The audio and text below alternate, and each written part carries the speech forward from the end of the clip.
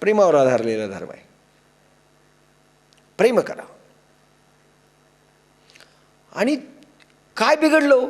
त्या गावामध्ये एक प्रेम करणारा माणूस निर्माण झाला आपल्या देशामध्ये आणि आपल्या गावाचं आहे. काय बिघडलं होतं?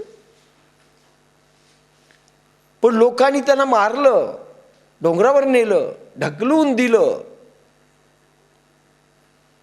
पाडलं. कारण आम्ही 2% माणसं, आम्हाला 2 पैशात देखील 2 पैशाची आम्हाला किंमत नाही.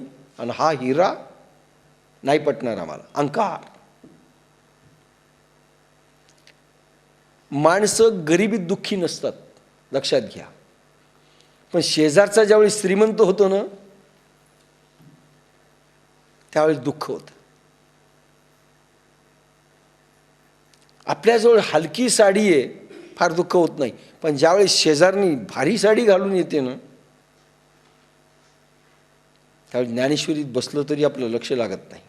सारखी साडी दिसते, डिवचायली का? आणि ती देखील हिला बोलताना अशी पाहते स्वतःच्या साडीकडे. मग क्रोध येतो. अच्छा, असं आहे का? क्रोध, ईर्ष्या ही पिलावळ आहे. पुन्हा सांगू मधून मधून. पण हा क्रोध कामपूर्ती नाही झाली, क्रोध येतो. मग तू माझ्यावर पहिल्यासारखे प्रेम करत नाही, दिसतोय तुझा दुसरा कोणीतरी. क्रोध येतो. काम आणि क्रोध ही पिलावळ काय करते भगवान सांगतात. आता थोडा भाग सांगितला, हळूहळू हळूहळू जसं आपण बोलू तसं एकाच वेळेस सगळं सांगितलं तर काय कामाचं. परी काम क्रोध पाही जया ते कृपेची साठवण नाही. कृपा नाहीच यांच्याजवळ. कृपा म्हणजे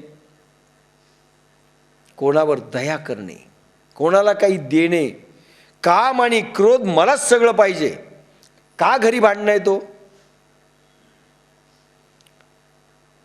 बायको ज्यावेळेस आई वडिलांकडून सासरी येते, म्हणजे मुलगी लग्न झाल्यानंतर सासरी येते, ती अपेक्षा घेऊन येते.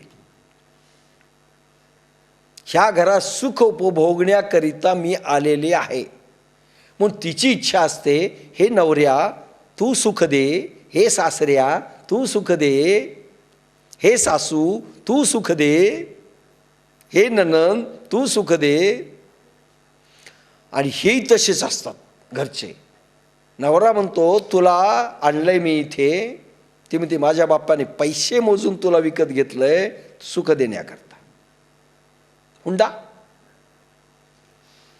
आणि हा येतो, याला वाटतं हे बायको तू सुख दे, हे सौंदर्य तुझं तू मला सुख दे. सासूला वाटतं सून आली तू मला सुख दे, सासऱ्याला वाटतं तू मला सुख दे. प्रत्येकजण सुखाची अपेक्षा करतो, इच्छा करतो, लोभ आहे त्याच्या पाठीमागे. सेल्फ सेंटर्ड माणसं झालेत. सेल्फ सेंटर्ड, की माझ्या सुखाकरता हे सगळं आहे. आणि म्हणून तणाव निर्माण होतात. काय मर मर मर मर मी केलं, 40 वर्षानंतर, 20 वर्षानंतर, 10 वर्षानंतर ही मुलगी बोलू लागते, काय मिळालं मला या घरी,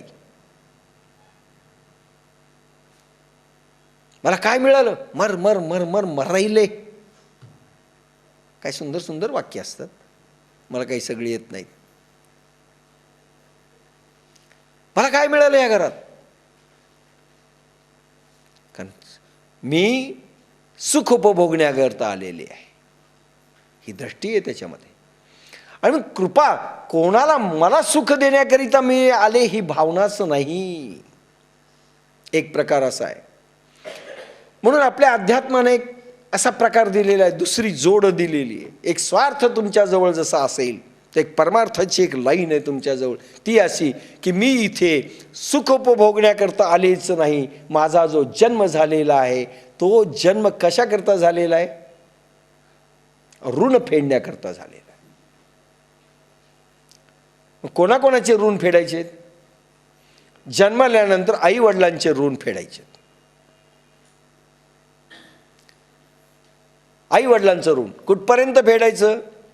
मुलगी असेल तर लग्न होईपर्यंत सेवा केली पाहिजे आई वडिलांची.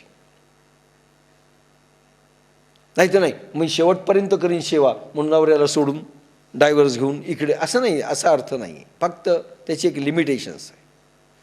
लग्न होईपर्यंत आई वडिलांची सेवा, आणि नंतर इकडचे आई वडील होतात, सासू सासरे, त्यांची मरेपर्यंत सेवा.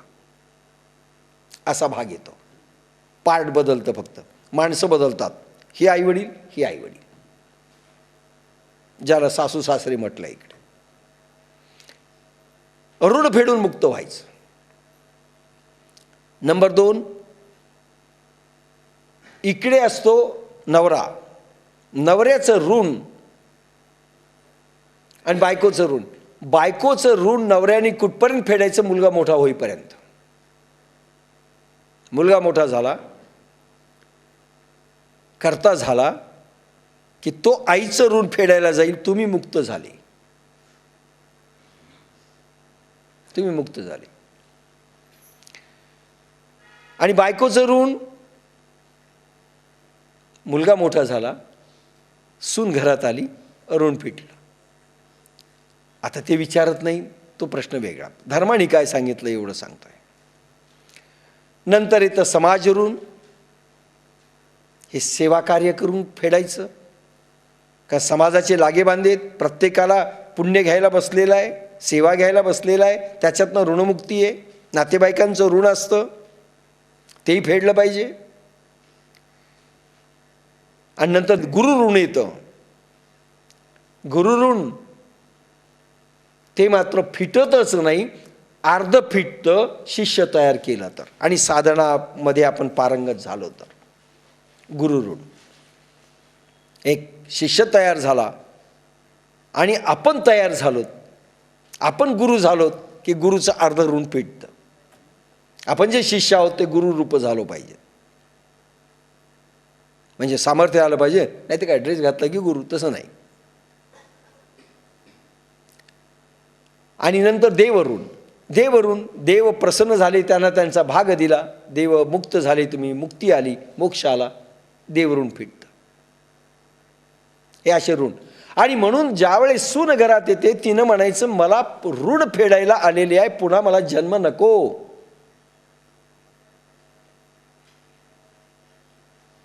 पुन्हा जन्म नको, म्हणून मला फेडून मुक्त व्हायचं आहे. काय बोर आहेत, काय यांचं करावं लागतं, काय यांचे धुणे धुवावे लागतात, काय यांच्या भांडे घासावे लागतात. नाही, हे ऋणमुक्ती नाही. पुन्हा जन्म घ्यावे लागणार आहेत. पण पुन्हा जन्म नको असेल तर ऋणमुक्त झालेलं पाहिजे.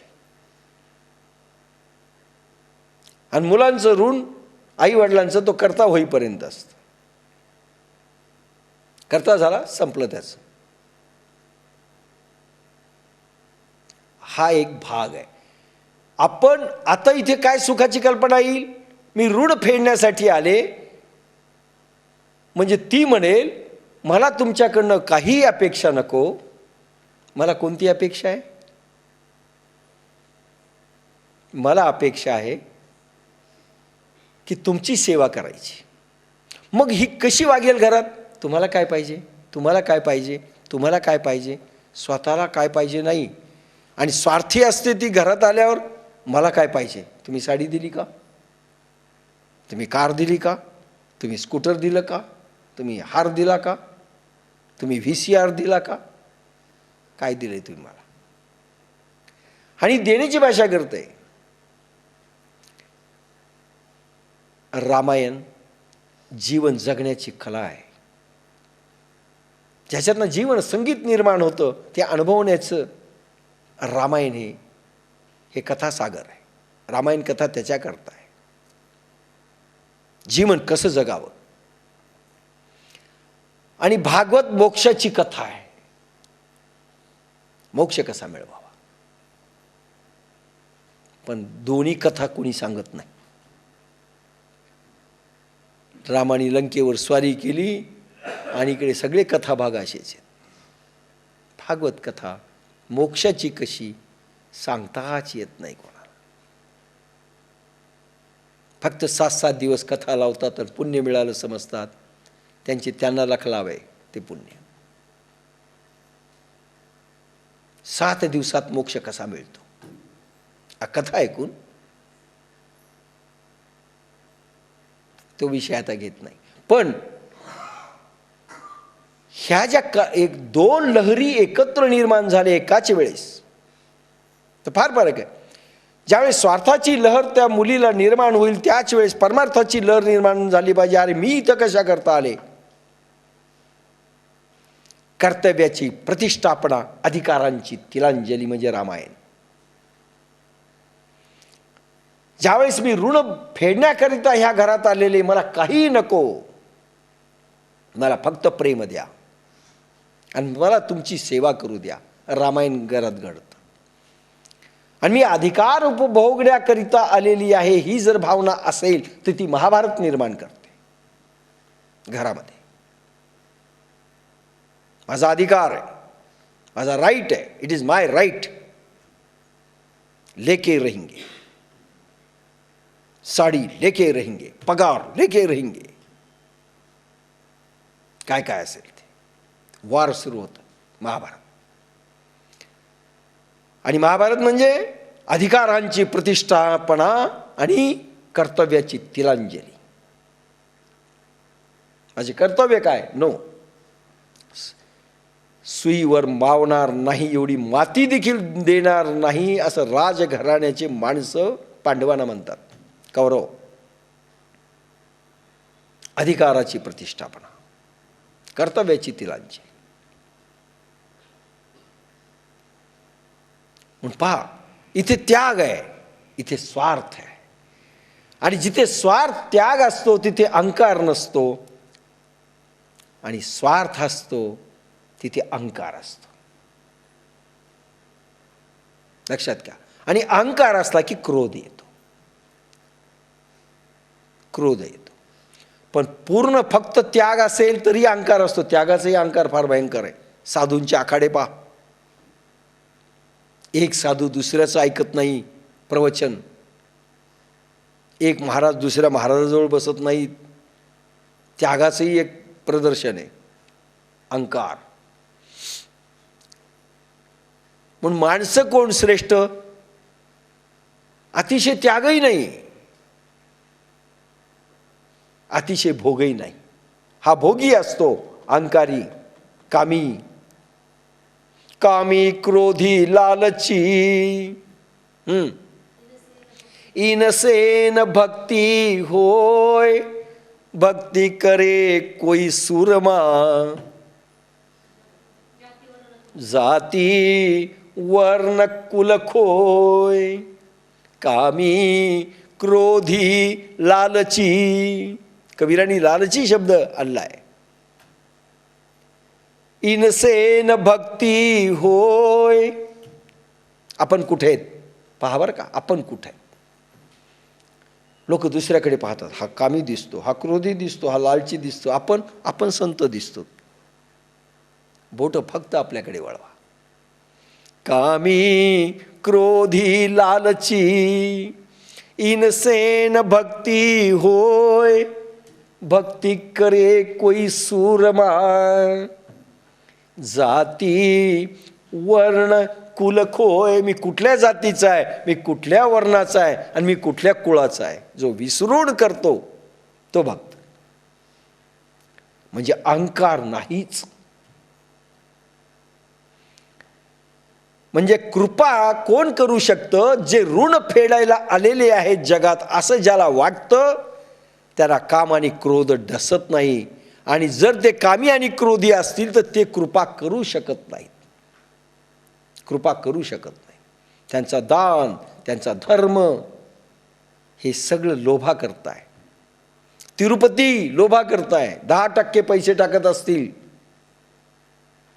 याच्याकरता टाकतात की 10% तुझे, 90% माझे, कॉन्ट्रॅक्ट ठरलेला असतो.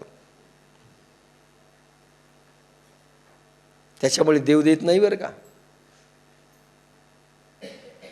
पण पूर्व पुण्याईचं बॅलन्स आहे पूर्वजन्मीचं, म्हणून ती टक्केवारी आहे असं समजू नका. मग भिकाऱ्यालाही द्यावं ना, तो 1 रुपया टाकतो, तो 10 रुपये देगा क्या बोल, असं नाही आहे. मग सगळ्यांनी तिथे जावं, श्रीमंत व्हायचा फार मोठा हे आहे, त्या हुंडीमध्ये जावं, प्रत्येकाने आपलं 10% टाकावं आणि 90% वाट पाहावी, असं होत नसतं.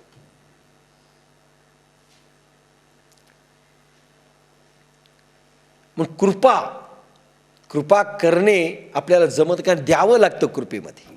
अहंकार विसरावा लागतो तर देण्याची इच्छा होते. मी संपलं, माझा मालकीपणा संपला, मालकी हक्क संपला, मी मालक नाही, मी माझ्या पैशाचा मालक नाही, मी कशाचाही मालक नाही, मी माझ्या बायकोचाही मालक नाही. असेल तर ट्रस्टी आहे. मालकी हक्क एकदा सुटला, मनाचं मालक व्हावं, विषयांचा, वस्तूंचा नाही. बाह्य वस्तू आणि विषयांचा मालक कधी होऊ नये. व्हायचं असेल तर मनाचा मालक व्हा. आता आपलं मन मालक झालेलं आहे. मन जर मालक झालं, आपला संसार राख रांगोळी झाला म्हणून समजा. आणि तुम्ही मनाचे मालक झाले, इंद्रिय जीत झालात, तुम्ही जैन झालात, तुम्ही जितेंद्रिय झालात. मालक इंद्रियांचे व्हा, मालक मनाचे व्हा, वस्तूचा, विषयाचा आणि बाह्य ह्या सगळ्या गोष्टींचा मालकी हक्क सोडून द्या.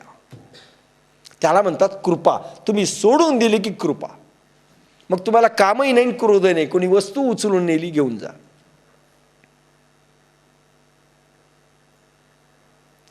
तुळशीदासांकडे चोर आले